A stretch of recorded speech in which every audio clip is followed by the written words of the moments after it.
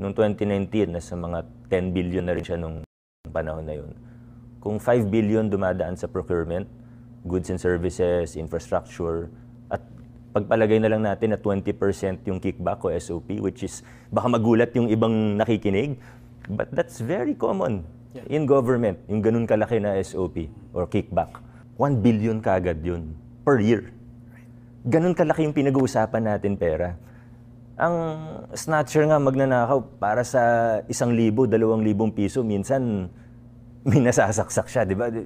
I mean, these are realities of... Yes. So kung para sa 1,000, 2,000, may willing pumatay, may willing manakit, ano pa kaya for 1 billion pesos? Hindi biro yun. Yun din yung lagi kong ini-emphasize. Oo, pakilala tayong pagbabago dito, but it's not smooth sailing. Maraming nagalit dahil sa ginawa natin, na binasag natin, ginawa natin open bidding, naging transparent yung proseso. May mga sumubok na isabotahe kami, may mga papeles na biglang nawala, na hindi na namin matrace. Ano ba nangyari? Noong isang araw, nandyan lang yan. Na kinabukasan, biglang nawala lahat ng papeles. Mga bid docs na nawala, mga dokumento sa procurement, dami. So, of course, those cause delays and everything. Kasi gusto nila talagang isabotahe yung ginagawa eh. So, napakahirap talaga.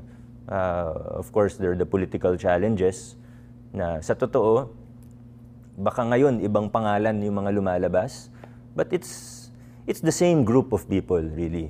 From 2019, 2022, and then now 2025, nag-iiba-iba yung anyo, nag-iiba-iba yung pangalan. Yeah. Pero yun pa rin talaga, it's the same motivations, the same groups. So as you were saying or asking, talagang hindi smooth sailing. Pakalaki ng mga challenges. So paano nyo in-address, sir? Kasi